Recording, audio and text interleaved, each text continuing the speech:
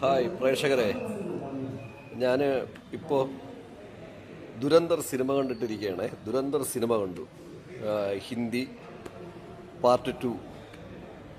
നിങ്ങൾ തിയേറ്ററിൽ പോയി മസ്റ്റായിട്ട് 100% തിയേറ്ററിൽ, സ്റ്റാൻഡേർഡ് തിയേറ്ററിൽ പോയി തന്നെ ഈ സിനിമ കാണണം.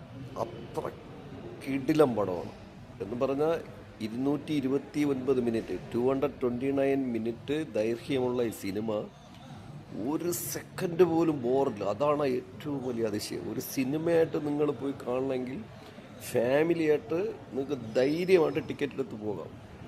കാരണം ഒരു സെക്കൻഡ് പോലും ബോറില്ലാത്ത പടം. തുടങ്ങി എൻഡ് വരെയും കിടിലോ എന്ന് തന്നെ പറയേണ്ടി വരും. അത്ര അമേസിങ് പടമാണിത്.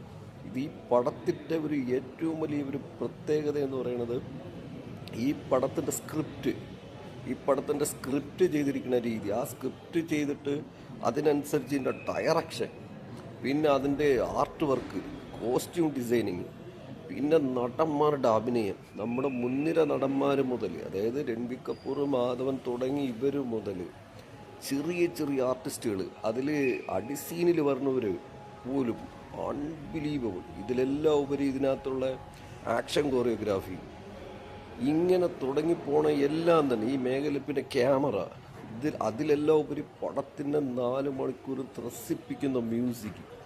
അതായത് ഒരു വൃത്തികെട്ട രീതിയിലുള്ള മ്യൂസിക് അടിച്ച് കയറ്റാതെ പടത്തിന് വേണ്ട മ്യൂസിക്, പടത്തിന് എങ്ങനെയാണ് ഒരു പടം നമുക്ക് ഇമോഷണലി ആയിട്ട് ഫീൽ ചെയ്യിക്കുന്നു എന്നുള്ള രീതിയിലുള്ള നല്ല എക്സലൻറ്റ് മ്യൂസിക്. അങ്ങനെ ഓരോ ഫ്രെയിം ബൈ ഫ്രെയിമും മുറിച്ച് കൃത്യമായിട്ട് ചെയ്തിരിക്കുന്ന സിനിമ. പിന്നെ രണ്ടാമത്, ഈ പടത്തിൻ്റെ സ്റ്റോറി ലൈനപ്പ്, അതായത് നമ്മളെ ഈ രാജ്യം അല്ലെങ്കിൽ നമ്മളെ ഈ നാട് ഇപ്പോൾ എങ്ങനെ പോയിക്കൊണ്ടിരിക്കുന്നു എന്ന് പ്രേക്ഷകർക്ക് വ്യക്തമായിട്ട് അറിയിപ്പ് കൊടുക്കുന്ന ഒരു ചിത്രമാണ്. കാരണം ഈ പടത്തിൽ കുറേ യാഥാർത്ഥ്യമുണ്ട്. അതായത് നമ്മുടെ ഇന്ത്യൻ ആർമി വർക്ക് ചെയ്യുന്ന രീതി, ഇന്ത്യൻ ആർമിയിലുള്ള നമ്മുടെ ജവാന്മാർ എന്തുമാത്രം ത്യാഗം ചെയ്യുന്നു നമുക്ക് വേണ്ടി. എന്നാൽ അത് ഒരു രീതിയിലും മറ്റൊരാൾ അറിയണമില്ല എന്ത് രീതിയിലൊക്കെ ത്യാഗം ചെയ്യണം. ഈ ത്യാഗം ചെയ്തിരുന്നതിന് ഇടയിലും നമ്മുടെ ഇപ്പോഴത്തെ പ്രസൻറ്റ് സിറ്റുവേഷനിൽ നമ്മളെ എങ്ങനെ കള്ള രീതിയിൽ അവരെ ഉപയോഗിച്ചിട്ട് ചെറിയ മാർക്കറ്റിംഗ് ചെയ്യും. അത് ഈ സിനിമ നന്നായിട്ട് പറയുന്നുണ്ട്. ഈ സിനിമ ചിലരുടെ ഗ്രോത്തായിട്ടാണ് ഈ പടം തിയേറ്ററിൽ വന്നിട്ടുണ്ടെങ്കിൽ ഞാൻ പറയുന്നു അത് അവരെ ആ ഗ്രോത്ത് ആയിരിക്കില്ല, അവർക്ക് ഈ പടം നെഗറ്റീവായിട്ട് മാറാനാണ് സാധ്യത. കാരണം എന്തൊക്കെ വെള്ളപൂശാൻ നമ്മൾ ശ്രമിക്കുന്നുണ്ടോ ഇവരുടെ ജവാന്മാരുടെ കാര്യത്തിലായാലും ഇന്ത്യയുടെ ടോട്ടൽ കാര്യങ്ങളിലൊക്കെ നമ്മൾ ആരായാലും വെള്ളപൂശാൻ ശ്രമിക്കണോ, അത് വെള്ളപൂശി കാണിക്കാൻ കരുതി നമ്മൾ ഓരോന്ന് പടച്ചു വിടുമ്പോൾ അത് ക്രമേണ പ്രേക്ഷകർക്ക് ഓട്ടോമാറ്റിക്കായിട്ട് മനസ്സിലാവും. അത് ഈ സിനിമ എവിടെയൊക്കെയോ അത് ചെയ്യുന്നുണ്ട്, അത് കൃത്യമായിട്ടുമുണ്ട്. പക്ഷെ ഞാൻ പറയുന്നത് അത് ഗ്രോത്തിനേക്കാളും നെഗറ്റീവ് ഗ്രോത്ത് ആവാനാണ് സാധ്യത. ഈ സിനിമ 2500 കോടി രൂപയെ കളക്ട് ചെയ്യാൻ സാധ്യത ഞാൻ കാണുന്നുണ്ട്. കാരണം അത്ര നല്ല ബ്യൂട്ടിഫുൾ ഫിലിമാണ്. നിങ്ങളുടെ കുട്ടികളുമായിട്ടും നിങ്ങളുടെ ഫാമിലിയുമായിട്ട് തിയേറ്ററിൽ പോയി കാണണം. പ്രത്യേകിച്ച് ഹിന്ദി തന്നെ കാണണം. ഹിന്ദി നമുക്ക് വിലക്കപ്പെട്ട ഭാഷയൊന്നുമല്ല, അടിച്ചേൽപ്പിക്കപ്പെടുമ്പോഴാണ് വിലക്കപ്പെട്ട ഭാഷയാവണം ഏതും. നല്ല എക്സലൻറ്റ്. കാരണം ഹിന്ദി തന്നെ കാണണം, ഡബ്ഡ് വേർഷൻ കാണരുത്. അത്ര നല്ല സ്റ്റൈലായിട്ടാണ് പോയിരിക്കുന്നത്. നല്ല മിടുക്കം പടമാണ്, നല്ല കിടിലം പടമാണ്. പിന്നെ എന്താ പറയണത്, ഇതിൻ്റെ മ്യൂസിക്കൊക്കെ നല്ല രീതിയിൽ പവർഫുള്ളാണ്. നല്ല സ്റ്റോറി ലൈനപ്പ്. അങ്ങനെ എടുത്ത് നെഗറ്റീവ് പറയാനില്ല എന്ന് തന്നെ പറയേണ്ടി വരും. നെഗറ്റീവ് പറയാനുള്ള എന്തെന്ന് ചോദിച്ചാൽ നേരത്തെ പറഞ്ഞ പോലെ ചില കാര്യങ്ങൾ അത് പ്രേക്ഷകർക്ക് ഇതോടെ മനസ്സിലാവും. പ്രേക്ഷകർക്ക് നന്നായി ഇപ്പോൾ കാര്യങ്ങൾ മനസ്സിലാവുന്നുണ്ട്. അതുകൊണ്ട് എല്ലാവരും തിയേറ്ററിൽ പോയി തന്നെ ഈ സിനിമ കാണണം. ഒരു കാരണവശാലും സാധാ തിയേറ്ററിൽ നിന്ന് കാണാതിരിക്കുക. കഴിവിൻ്റെ പരമാവധി 4K റെസൊല്യൂഷനെങ്കിലും ഉള്ള 4K ഡോൾബി അറ്റ്മോസ്ഫിയറുള്ള തിയേറ്ററിൽ നിന്ന് കാണുക. കുറഞ്ഞത് വലിയ തിയേറ്ററിൽ പോയി കാണണമെന്നില്ല, കാരണം അതൊക്കെ അവിടേക്ക് ഭയങ്കര റേറ്റാണ്.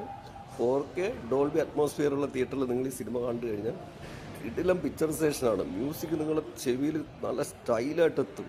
അങ്ങനെ നമുക്ക് നല്ലൊരു ഫീലോടുകൂടി ഈ സിനിമ ആസ്വദിക്കാൻ പറ്റും. ഇല്ലെങ്കിൽ അത്രയും ഫീല് കിട്ടൂല. അതിപ്പോൾ നമുക്കിവിടെ ഈ നമ്മുടെ നാട്ടിലുള്ളതെന്ന് പറയുന്നത് കാട്ടാക്കട കാളീശ്വരി തിയേറ്ററാണ്. ഓടി 1ഉം ഓടി 2ഉം 4K റെസൊല്യൂഷനിലുള്ള ലേസർ ഇതുള്ള 4K ഡിജിറ്റൽ തിയേറ്ററാണ്. ഒന്നേ നിങ്ങൾ ഇവിടുന്ന് കാണുക, അല്ലെങ്കിൽ ട്രിവാൻഡ്രത്ത് മികച്ച തിയേറ്ററുണ്ട്. കാരണം ഈ ചുറ്റുവട്ടത്തൊക്കെ ഉള്ളതിൽ ഏറ്റവും മികച്ച തിയേറ്ററാണ്. ട്രിവാൻഡ്രത്തുള്ളതിലും ഏറ്റവും മികച്ച തിയേറ്ററുകൾ ഒരു 5 എടുത്ത് അതിലൊന്ന് തന്നെയാണ് ഈ തിയേറ്റർ. അങ്ങനെ ഇങ്ങനെയുള്ള നല്ല എക്സലൻറ്റ് തിയേറ്ററിൽ നിന്ന് മാത്രം ഈ സിനിമ കാണുക. ഒരു കാരണവശാലും നിങ്ങൾ സാധാ തിയേറ്ററിൽ പോയി പടം കാണുന്നത്. ഇത് നമ്മുടെ ജവാന്മാരുടെ കഥയാണ്. ഒപ്പം തന്നെ ഇതിനിടയിൽ എങ്ങനെയൊക്കെ ആരെയൊക്കെ മുതലെടുത്തുകൊണ്ട് പരസ്യം കൊടുക്കാം, ആ പരസ്യത്തിൽ കൂടി മറ്റു കാര്യങ്ങൾ നേടാം എന്നും പോകുന്നുണ്ട്. അതൊക്കെ നിങ്ങൾക്ക് സിനിമ കാണുമ്പോൾ മെല്ലെ മെല്ലെ മനസ്സിലാവും. അതുകൊണ്ടാണ് പറയുന്നത്, പഴയ ആൾക്കാർ ഈ സിനിമ കാണണം, പുതിയ ജനറേഷനും കാണണം. നിങ്ങളെല്ലാവരും തിയേറ്ററിൽ പോയി കുടുംബമായിട്ട് തന്നെ ഈ സിനിമ കാണണം. കഴിവിൻ്റെ പരമാവധി ഹിന്ദി വേർഷൻ കാണുക. തീരെ ഹിന്ദി പറ്റാത്തൊരു തമിഴ് വേർഷൻ കാണുക. മലയാളമൊക്കെ ബോറടിക്കും. കാണുക. കണ്ട് ഈ പടം 2500 കോടി രൂപ കളക്ട് ചെയ്ത് ഇന്ത്യൻ സിനിമാ മേഖല ഉണർന്ന് മുന്നേറട്ടെ. ജനം യാഥാർത്ഥ്യങ്ങൾ അറിയട്ടെ. യാഥാർത്ഥ്യങ്ങൾ എങ്ങനെയൊക്കെയാണ്, സത്യസന്ധമായിട്ട് കാര്യങ്ങൾ ജനങ്ങൾക്ക് ചിന്തിക്കാനുള്ള അവസരം വരട്ടെ എന്ന് ആശംസിച്ചുകൊണ്ട്, ദുരന്തറിന് 2500 കോടി രൂപ കളക്ഷൻ ചെയ്ത് വമ്പ ഹിറ്റായി മാറട്ടെ എന്ന് ആശംസിച്ചുകൊണ്ട് സൈനിങ് ഓഫ്, നോബക് സോളോ.